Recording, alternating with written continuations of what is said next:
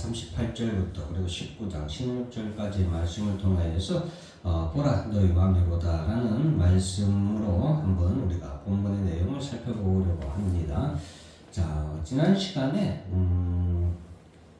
빌라도가 예수님에 대해서 질문을 하면서 빌라도가 진리가 무엇이냐라고 예수님께 질문을 하게 되죠. 자, 빌라도는 진리가 무엇이냐? 예수가 내가 이를 위해서 왔다라고 예수님께서 말씀을 하셨죠. 자, 내가 왕이니라. 내가 왕이 아니냐라고 했을 때 내가 왕이다.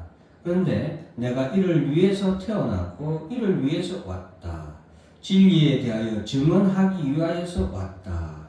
무릇 진리에 속한 자는 내 음성을 듣는다라고 말씀을 하셨죠. 그러자 그럼 네가 말하는 진리는 게 뭐냐라고 빌라도가 묻게 되는 것이죠.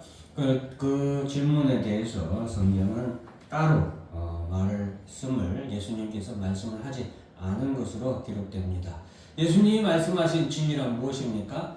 참 하나님은 오직 여호와 하나님 한 분뿐이고 그 하나님의 아들 독생자가 예수 그리스도시고 예수님은 이 땅에 우리의 왕으로 우리의 그리스도 즉 자기 백성을 저희 죄에서 구원할 이로 이 땅에 오신 메시아라는 것이 바로 진리죠. 그 진리를 위하여서 태어난 것이 바로 예수님이죠. 그래서 그 이름을 예수라 하라. 이것이 바로 예수님의 진리를 위하여서 태어나신 예수님의 이름이죠.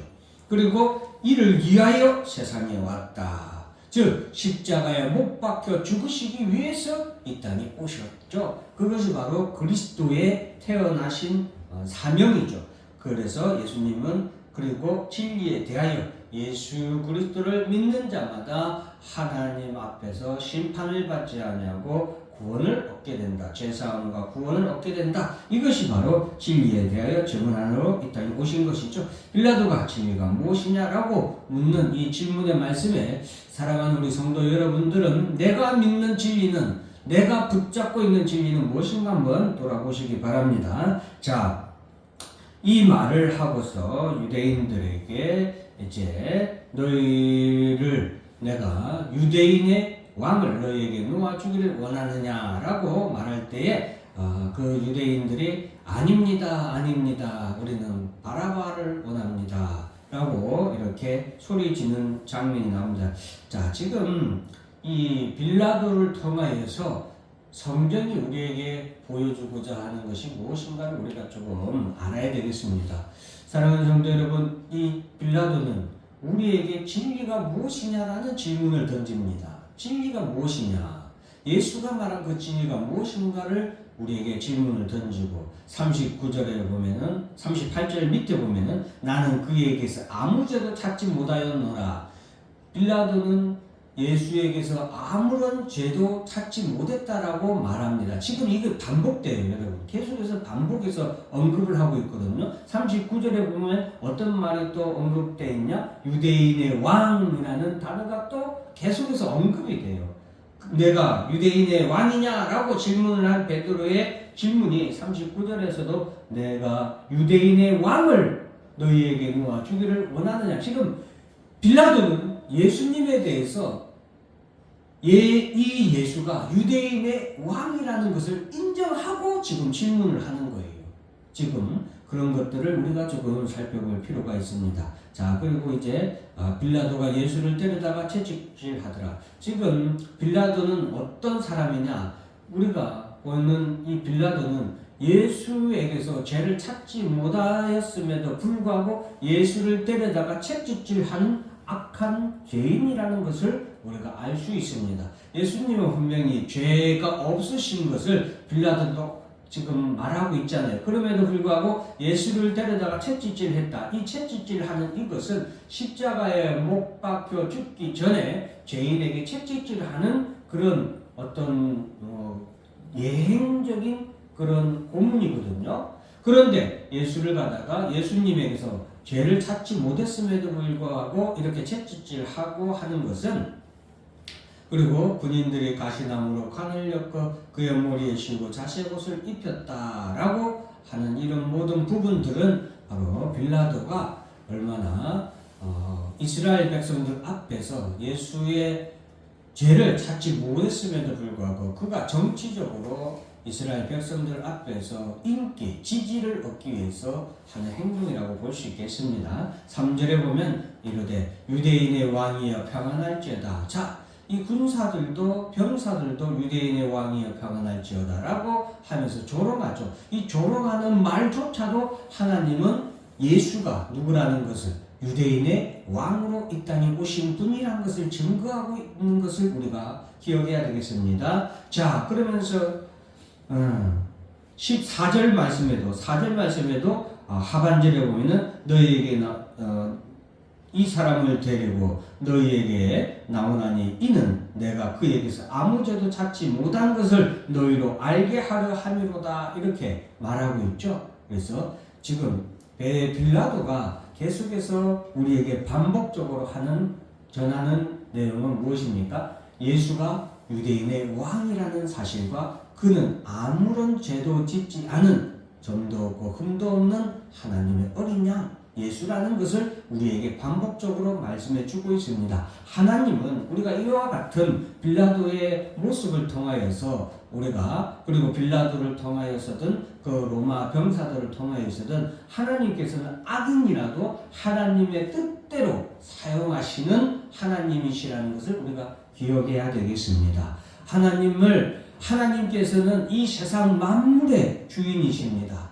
때로는 해와 달과 별로도 이 전체 만물로도 하나님의 영광을 나타내시기도 하고, 또한 선한 사람은, 우리 같은 예수 그리스도를 믿는 자들은 선한 사람인데 우리 같은 의인들을 통하여서 하나님은 의의 병기로 하나님의 영광을 나타내는데, 하나님의 뜻을 이루시는데 사용하기도 하지만, 의인이 아닌 악인을 통하여서도, 악한 자들을 통하여서도, 그들의 악함을 통하여서 하나님의 영광을, 하나님의 뜻을 이루시고 나타내시는데 사용하실 수 있다라는 것을 우리가 기억해야 되겠습니다. 그래서 빌라도는 예수가 유대인의 왕으로 이 땅에 오신 하나님의 아들이심을 계속해서 반복적으로 우리에게 말해주고 있는 것, 그리고 그분은 죄가 없으신 분임에도 불구하고 십자가에 못 박혀 죽게 되었다. 그리고 그 십자가에 못 박은 자들은 바로 대제사장과 그리고 그 당대의 유대인들이라는 것을 우리에게 말해주고 있는 것입니다. 그래서 6절에 보면 대제사장과 아랫 사람들이 예수를 보고 소리질러 이르되 십자가에 못 박으소서, 십자가에 못 박으소서라고 그렇게 계속해서 외치고 있죠. 6절 말씀 하반절에도 너희가 친히 데려다가 십자가에 못 박으라, 나는 그에게서 죄를 찾지 못하였노라. 예수가 죄가 없으신 분임을 빌라도가 다시 한 번 더 반복하고 있죠. 자, 이때 유대인들은 예수는 자기를 하나님의 아들이라고 칭합니다. 그러니 우리의 법대로 하면은 그는 당연히 죽음을 당해야 합니다 라고 말할 때에 빌라도는 그 예수가 하나님의 아들이라고 하는 그 말로 인하여서 더욱 두려워하게 됩니다. 빌라도의 이러한 두려움은 하나님에 대한 인간의 두려움이에요. 인간은 하나님 앞에서, 어떤 인간도 하나님 앞에 바로 설 수 없는 그런 하나님의 영광이 있기 때문에 어떤 인간도 하나님 앞에서 두려워할 수밖에 없죠. 자, 그래서 그러한 두려움이 휩싸이게 되는데, 그래서 너는 어디로부터냐 라고 9절에 묻게 되죠. 너는 어디로부터냐, 이 말은 예수님이 너가 하나님의 아들로서 진짜 이 땅에 왔느냐, 너의 근본이 하나님 나라냐, 즉 하늘로부터냐, 아니면 너는 그냥 이 땅에 엄마 뱃속에서 태어난 일반적인 인간의 출생이냐라는 것을 묻는 것이죠. 자, 그러면서 예수님께 묻지만 예수님은 아무런 대답도 해주지 아니하십니다. 이런 예수님의 모습을 보면은 사실 예수님이 평소에 사람들에게 선을 행하고 사람들을 원수까지도 사랑하시는 예수님의 모습을 통하여서 왜 이거 대답해주지 않았을까, 그런 생각을 할 수도 있죠. 그러나 진리는 하나님의 택한 백성들에게 허용된 것을 우리가 또한 이것을 통해서 알 수 있습니다. 물론 예수님이 빌라도에게 하나님의 말씀에 대해서 자세히 설명을 해주고 할지라도 빌라도는 그것을 들어도 듣지 못하고 들어도 깨닫지 못하고 들어도 보지 못합니다. 그래서 해주나 안 해주나 똑같을 건데 여기 이스라엘 백성들 보세요. 대제사장들과 지금 예수를 십자가에 못 박으라 십자가에 못 박으라고 외치는 그 사람들에게 예수님이 하나님의 아들이신 예수님이 직접 그들에게 복음을 전했잖아요. 그럼에도 그들은 그 말씀을 들어도 예수가 그리스도라는 것을 그들은 듣지 못했죠. 그리고 예수가 그들 앞에서 전했음에도 불구하고 예수가 하나님의 아들인 것을 그들이 보지 못했죠. 그리고 깨닫지도 못했습니다. 그런 것들을 우리가 또한 알 수 있습니다. 그래서 예수님은 하늘로부터 하나님의 아들로서 이 땅에 오신 것을 바로 빌라도의 질문을 통하여서 성경은 우리에게 자꾸 우리 스스로도 예수님은 어떤 분으로 이 땅에 오셨느냐라는 질문을 하게 하시고 그 질문에 대해서 우리는 이미 성경이 우리에게 어떻게 말씀했는지 우리는 답을 알고 있죠. 그래서 예수님은 아버지께로부터 오셨다라고 예수님이 계속해서 언급을 하셨죠. 그것을 믿는 자는 바로 예수 그리스도의 이 말씀을 믿고 그리고 그 말씀대로 예수를 나의 구주로 영접하는 우리 성도들인 것이죠. 자, 그래서 예수님 앞에서 빌라도가 내가 너를 놓아줄 권한도 있다라고 말하지만 예수님은 이 권세를 주지 아니하였다면